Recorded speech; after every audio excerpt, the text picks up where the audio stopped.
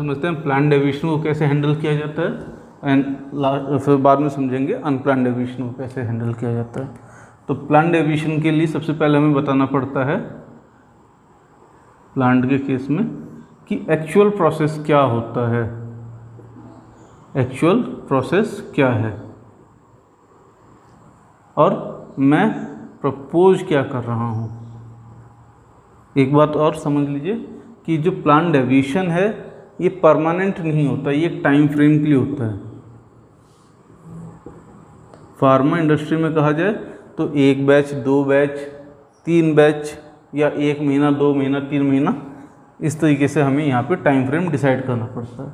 अब प्रपोज्ड में क्या है कि मेरा ये प्रोसीजर रहेगा, एक्चुअल प्रोसेस ये है, प्रपोज में मान लीजिए मेरा XYZ है। अब यहाँ पे मेरा आता है कि जब भी मैं कहूँगा प्लान डेविएशन है तो मुझे यहाँ पे रीजन देना पड़ता है कि आखिर इसका रीजन क्या है। मान लीजिए मैंने कहा कि अभी तक मैं जो बैच साइज़ है वो 500 किलो का बनाता हूँ, अब मैं प्रपोज कर रहा हूँ कि मैं उसे 1000 किलो का बनाऊँगा और ये डेविएशन में 3 बैचेज के लिए लूँगा सो दैट मैं उसकी प्रोडक्टिविटी बढ़ा सकूँ, मैं उसकी एफिशिएंसी बढ़ा सकूँ और मेरा प्रोडक्ट जो टाइमिंग है वो कम हो जाए। तो मैंने यहाँ पे लिख दिया कि प्रोसेस जो है मेरा 500 किलो का बैच साइज़ है, प्रपोज में मेरा 1000 किलो का बैच साइज़ है। अब रीजन मैंने दिया productivity increase, productivity increase, time reduction कि प्रोसेस टाइम रिड्यूस हो जाए। अब यहाँ तक आ गया मेरा रीजन। अब इसके बाद मुझे देना पड़ता है यहाँ पे फिर एक रिस्क असेसमेंट, रिस्क असेसमेंट या फिर इम्पैक्ट असेसमेंट।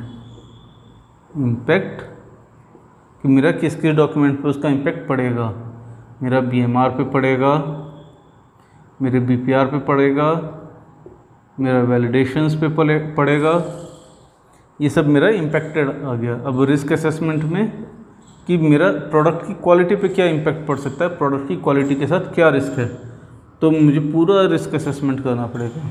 इस टॉपिक पे मैं अलग से एक चैप्टर बनाऊंगा, एक अलग से वीडियो बनाऊंगा। सो यहाँ पे आप ये चीज़ मत कहिएगा कि रिस्क असेसमेंट आपने नहीं समझाया। इस रिस्क असेसमेंट में हम डिटेलिंग में बताएंगे कि मेरे प्रोडक्ट की क्वालिटी को कौन कौन से फैक्टर्स अफेक्ट कर सकते हैं, फैक्टर्स, प्रोडक्ट अफेक्टिंग फैक्टर्स कौन कौन से होंगे और मैं उनको कैसे कंट्रोल करूँगा। ये सब मुझे risk assessment and mitigation plan में बनाना पड़ेगा। इसके बाद मुझे फिर बताना पड़ेगा कि इसका कंसर्न कौन कौन से डिपार्टमेंट हैं, कंसर्न डिपार्टमेंट कौन कौन से हैं। मान लीजिए QA है, QC है, प्रोडक्शन है और भी कोई डिपार्टमेंट आ सकते हैं।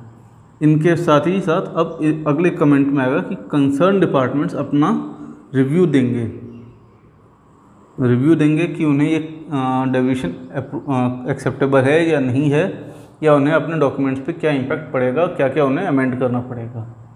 इसके बाद ये डेविएशन दोबारा से QA के पास आ जाएगा। QA वहाँ पर अब असेसमेंट करेगा कि इसका प्रोडक्ट की क्वालिटी पे,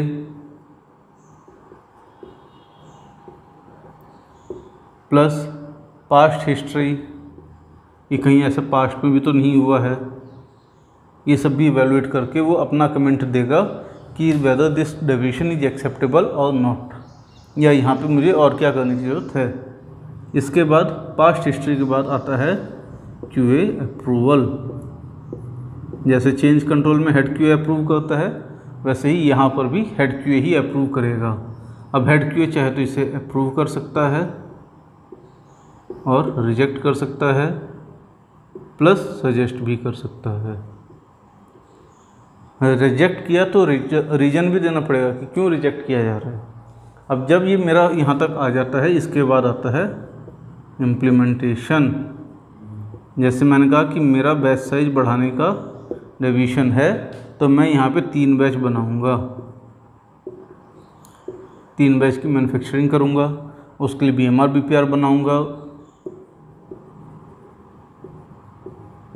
उसका वैलिडेशन करूँगा, प्लस इसके बाद मुझे उसका प्रोडक्टिविटी पे क्या अफेक्ट पड़ा वो भी प्रूव करना पड़ेगा।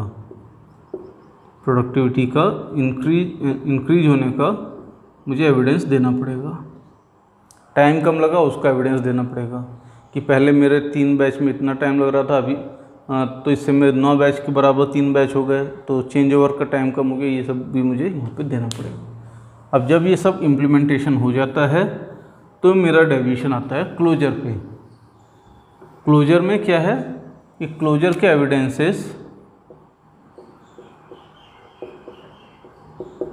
एविडेंसेस लगा के क्यूए इसे वेरीफाई करता है। क्यूए ने जब वेरीफाई कर दिया उसके बाद ये इस डेविएशन को क्लोजर के लिए रिकमेंड कर दिया जाता है, क्लोजर रिकमेंडेशन। अब यहाँ पे जब ये क्लोजर रिकमेंड कर दिया जाता है तो साथ ही साथ इसका कुछ कापा एक्शंस, जैसे मान लीजिए मैंने कहा कि मैं बैच साइज बढ़ा रहा हूँ, तो अब मुझे ये क्योंकि डेविएशन से मैंने प्रूव कर दिया कि इससे प्रोडक्टिविटी बढ़ रही है, तो क्यूए इसमें कापा रिकमेंडेशंस में देगा कि अब क्योंकि प्रोडक्टिविटी बढ़ रही है इससे, तो आप अपने BMR BPR रिवाइज करके इसको 1000 किलो का बैच साइज फाइनल करिए। उसी के साथ ही ये मेरा डेविएशन क्लोज हो जाता है।